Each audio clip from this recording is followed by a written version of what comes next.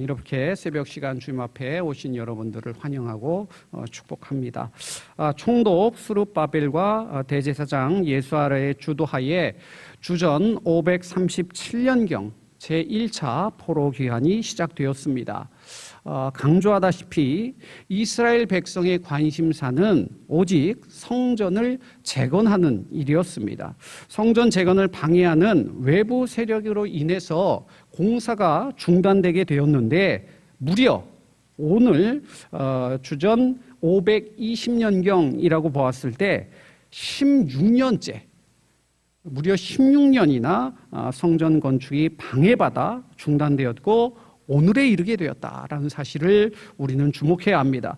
이스라엘 백성에게 성전 재건을 하려는 그 행위는 하나님께로 돌아가려는 노력이었다 이렇게 볼 수 있지만 안타깝게도 하나님께서 진정 원하시는 참된 회개에는 이르지 못했다는 말입니다. 몸은 지금 예루살렘으로 돌아와 있지만 하나님과 온전히 연합하지 못하고 있는 상황이었다 이렇게 말씀드릴 수 있습니다.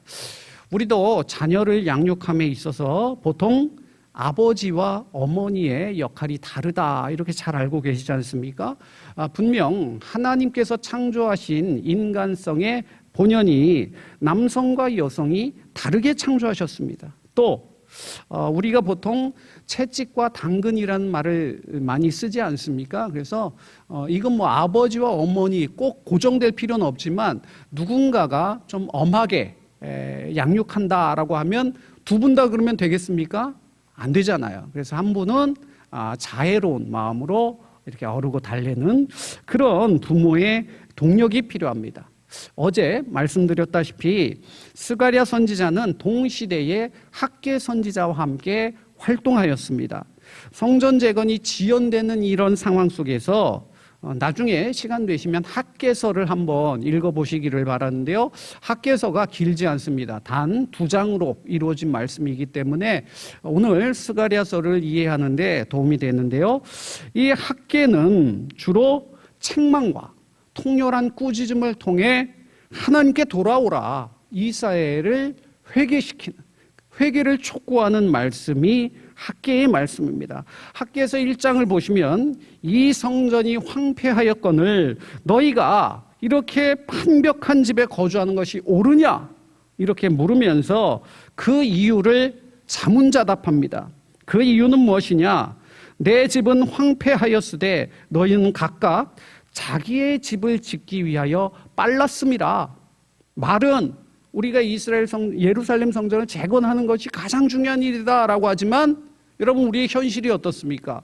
내가 먹고 사는 내 집이 더 중요하다는 겁니다. 그래서 학계 선지자는 이렇게 이스라엘의 잘못을 꾸짖고 있다라고 한다면 스가랴는 학계와는 다른 방식으로 꾸짖기보다는 위로와 격려 또 주님이 주신 새로운 소망을 제시하면서 진정한 회개에 이르기를 독려하는 말씀이다 이렇게 정리할 수 있습니다. 스가랴서에서 자녀를 향한 어머니의 사랑 그러한 하나님의 사랑을 표현하는 방식이 있다면 바로 환상, 비전입니다. 그래서 스가랴서에는 모두 8개의 환상이 기록되는데요. 오늘은 그 첫 번째 환상에 대해서 우리가 말씀을 나눠보려고 합니다. 여러분 그렇다면 왜 하나님께서 환상을 우리에게 허락하여 주시는 것일까? 왜 비전을 우리에게 보여주시는 것일까? 여러분 이스라엘 백성은 지금 암담한 현실에 급급할 수밖에 없습니다. 1, 2년이 아닙니다. 무려 10년이 훌쩍 지난 16년 이상 지금 자신들이 원하는 뜻이 가로막혔고 더 이상 발전되리라는 가능성은 보이지 않는 상황입니다. 그럴 때 하나님께서는 우리 지각 밖에 뛰어난 하나님의 능력을 통해 인간이 인지하고 이해하고 기대하는 차원이 아닌 하나님의 능력, 하나님의 신비를 보여주시면서 다시 힘을 내기를 원하시는 말씀이 스가랴의 환상입니다. 오늘 본문 스가랴의 첫 번째 환상인데요. 이 환상을 우리가 이해할 때 첫 번째 장면이 중요하겠죠. 붉은 말을 타고 화석류 나무 사이에 선 한 사람을 보게 됩니다. 이 자의 뒤에는 붉은 말과 자색 말과 흰색 말들이 있었다, 이렇게 말씀하는데요. 말씀을 우리가 방금도 대했지만 이들이 누구냐면 하나님의 뜻대로 세상 곳곳을 두루 다니는 하나님의 사자셨다라는 것이죠. 무슨 말입니까? 온 땅을 두루 감찰하며 자신의 뜻대로 세상을 운행하고 섭리하시는 분은 바로 우리의 하나님이시다라는 사실을 우리에게 환상 가운데 보여주십니다. 우리가 살아가는 세상은 어떻습니까?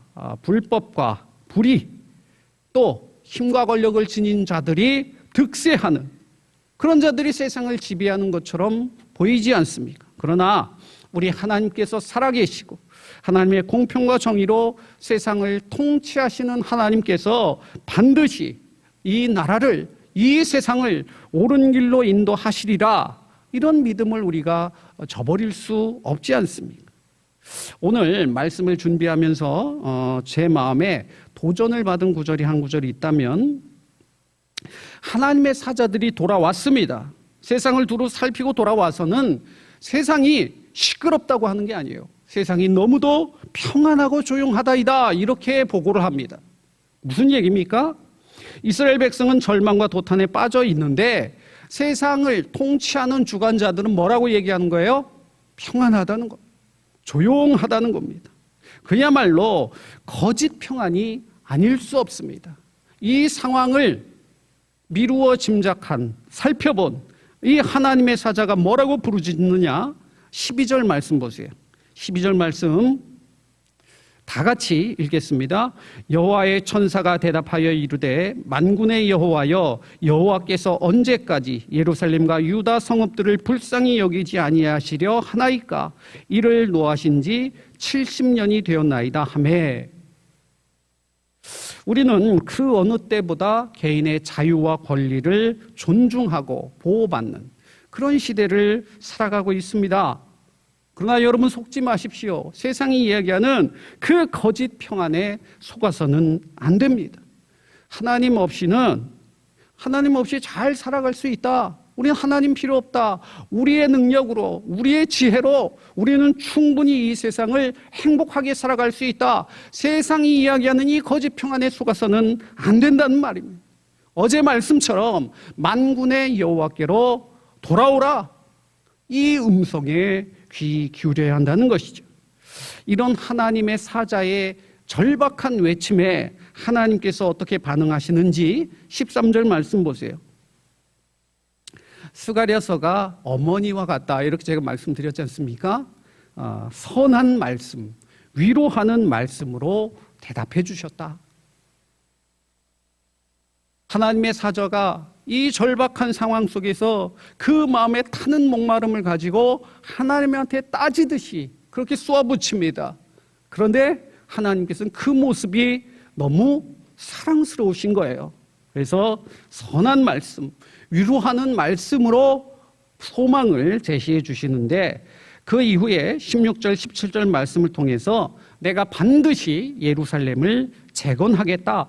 하나님께서 친히 시온을 위로하고 다시 예루살렘을 택하시겠다, 이렇게 분명하게 약속해 주십니다. 그러면서 한 가지 환상을 더 보여주시는데요. 바로 4개의 뿔 환상을 보여주시고 4개의 대장장이 환상을 보여주십니다. 쉽게 말씀드려서 4개의 뿔은 이스라엘 백성들을 절망케 하는 힘의 근원, 세상의 그 힘, 권력, 이런 것들이라고 볼 수 있습니다. 그러나 그것을로 끝이 아닙니다. 오늘 말씀의 마지막 절 21절 보시면 인간의 힘으로 감히 범접할 수 없는 이 4개의 뿔의 결국이 어떻게 되느냐? 하나님께서 예비하신 4명의 대장장이를 사용하십니다. 이 대장장이들이 그 뿔을 꺾게 하시겠다. 그 말씀이 21절이에요. 이 4 뿔들 하나님께서 대장장이들을 통해서 다 떨어뜨려 버리시겠다, 이렇게 약속해 주신다는 것이죠. 이제 말씀을 정리하겠습니다. 이게 어려운 말씀 같아 보이지만 그렇게 어렵지 않습니다. 하나님께서 통치하신다.